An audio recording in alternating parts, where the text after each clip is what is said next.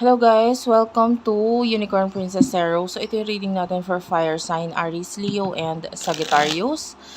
Take only what resonates. Bali, hindi ito magre-resonate sa lahat. So kunin mo lang yung mga messages na magre-resonate para sa'yo. Kung hindi ka pa nakaka-subscribe sa channel, pahit na lang na subscribe button, notification bell. Ma-appreciate ko po lahat ng likes, comments, and share. Start na po natin ang reading. Yung comment guys, kahit po heart lang, malaking bagay sa akin yan ha. Nagpapakita yun ng malaking suporta. So sana po ay wag nyo po naman akong pagdamutan sa comment. Kahit comment lang no, ano po. Nagpapakita kasi yun talaga ng pagmamahal sa akin. Nagagalak po akong mag-reading sa inyo kapag nakikita ko maraming sumusuporta. So start na natin. This is for the sign of fire sign, Aries, Leo, and Sagittarius. Ayan. You do have here the 5 of Swords. Pasensyaan mo na lang kung medyo nagagalaw siya pag sinashuffle ko yung card. King of Pentacles. Ayan. This is your main energy. Bottom of the deck is the Knight of Pentacles. So, nakikita natin na pwedeng sa ngayon parang wala kang munang pakialam sa past. Or pwedeng may pakialam ka pero hindi ka na masyadong affected.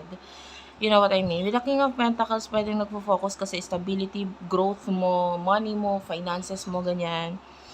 This is love reading by the way ha. With the Knight of Pentacles, I feel like may mga offers para sa'yo. Or may mga, kung hindi pa naibibigay yung offer, may mga nakakakita ng potential na parang, parang kung I see this as investors or clients and they see a potential on you na pwede ka nilang pagkatiwalaan or kung mag-invest sila, you know, if this has something to do with business, sa'yo nila gusto ibigay or gustong i-offer ito. And, yeah. So, if you're currently working or you do have a business, medyo favorable to kasi nakukuha mo yung trust ng ibang tao. So, actually, the advice for you is, they judge you sa the way you handle yourself, yung itsura mo, pwedeng kung sa social media yung career mo, maganda kung medyo professional talaga yung maybe profile picture. Nakakatulong yan para mag-gain ng trust mula dito sa mga taong to. So, yeah. Kung hindi mo pa nagagawa yon, maybe you should try, no, na palitan yung social media mo, yung profile pic mo, gawin mong mas professional. Lalo na kung yung business mo or yung career mo nga is kailangan mo ng tiwala ng ibang tao. Kasi they judge you dun sa pagkakaunang impression or tingin pa lang nila sa'yo. Okay? And also at the same time, if in person naman, ganun din, you should, dressed nice or, I don't know, hindi ko naman sinabing bonggahan mo, but some of you, no, depende sa client na imimit mo. So, kailangan mo ring, ipakita sa kanila na parang at least man lang hindi ka magmukhang parang kawawa, 'di ba? Alam mo 'yun. Yan. Maybe even wearing gold. Regardless kung tunay or hindi. Pwede makatulong sa 'yon. I don't know. Yun yung nakikita nating pinaka-advice sa dito, which is weird, no? Kasi ang ganda ng energy mo. Parang ikaw talagang may class na talaga. Pero, ayun nga. Maganda yung yung nakuha kong energy dito. Hindi siya yung usual ko na nakukuhang energy. Maybe kasi ang thinking mo, medyo mature talaga. Maybe, ang focus mo talaga is not regarding love, but rather regarding career. At saka kung paano i-develop yung finances mo. Yeah, you do have here the 8 of Wands and the Ace of Pentacles, Taurus, Virgo, Capricorn, Aries, Leo, Sagittarius. The Hierophant is at the bottom of the deck. Someone na very traditional, gusto niya mag-offer ng something sa'yo. Maybe a new beginning. This person wants to offer you something. Alam mo, yung iba hindi to love reading, guys, ha. Hindi to love reading. Ewan ko kung kung yung iba kasi may halong pera din eh. So pwedeng love reading, pero take only what resonates. Itong person na to with the 8 of Wands, yan, yung iba family member or maybe someone, maybe a friend, ganyan. Nakakita talaga ng opportunity sa iyo tong taong to. The Hierophant is here. And the 6 of Wands. Some of you, this is a person in the past na parang gustong bumalik, and maybe yung iba sa inyo pwedeng minsan na siyang nag-try na mag-open up sa'yo regarding this new beginning, or minsan na nagkaroon ng new beginning sa inyo in the past. So gusto niya ng another new beginning or another maybe another chance para sa iba or another trial. Ganon.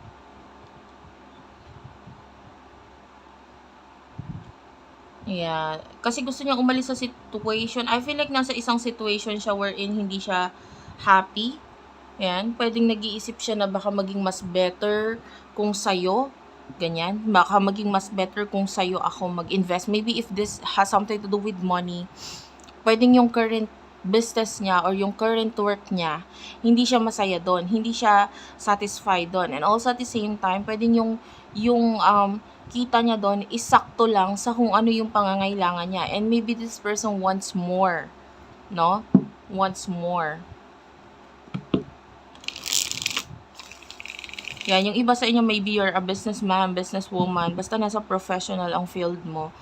And may or maybe yun nga, may mga clients. If this is a client, this client wants to talk to you para mag-invest sa'yo or what. Anyway, let's get more messages for you. You do have the Emperor and the 7 of Swords. Page of Wands is here and the 2 of Cups. Oh yeah, okay. You do have the 10 of Swords is at the bottom of the deck. So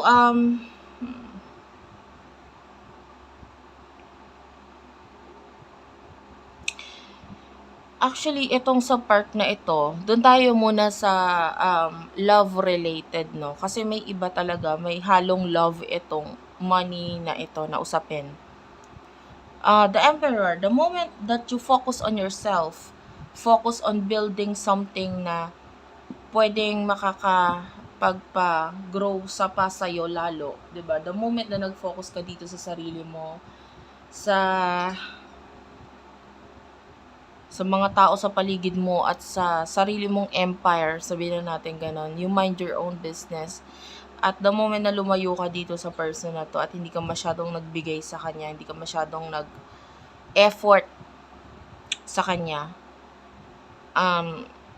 yun yung moment na parang gustong makipag-communicate at connect nitong person na to. Kasi na-realize niya, I want to end something, no? And want to build something with you.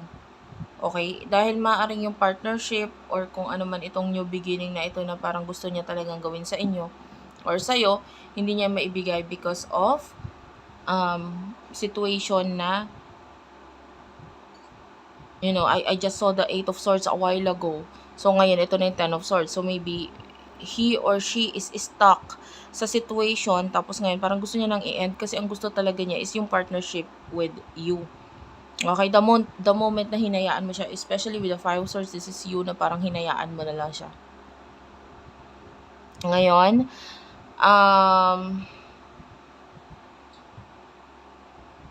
yeah.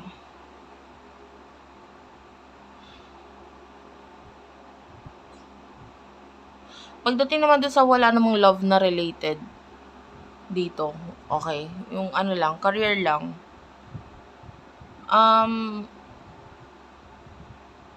Etong person na ito, nakikita niya na pareho kayo ng point of view. Pareho kayo ng pananaw, way ng pag-iisip, and maybe nakikita niya yung ideas mo, na napakamakulay yung ideas mo, magaling yung mga ideas mo, and then maybe siya, naiisip niya na I can put your ideas into action, okay? Or vice versa. Pwede namang siya yung may ideas, tas nakikita niya ikaw yung kayang maglagay ng mga ideas niya na yon sa action or into reality. Okay? So itong person na to, gusto niya talaga ng partnership. Okay? Meron nga lang nag-i-stop sa kanya. Or may situation siya ngayon na hindi niya pa alam kung paano i-end, but or wala siyang magawa regarding dito sa bagay na ito, but gustong-gusto niya ng partnership with you. Yeah. Naiisip niya na yung mga gagawain or kung paano gagawain yung partnership na yun, but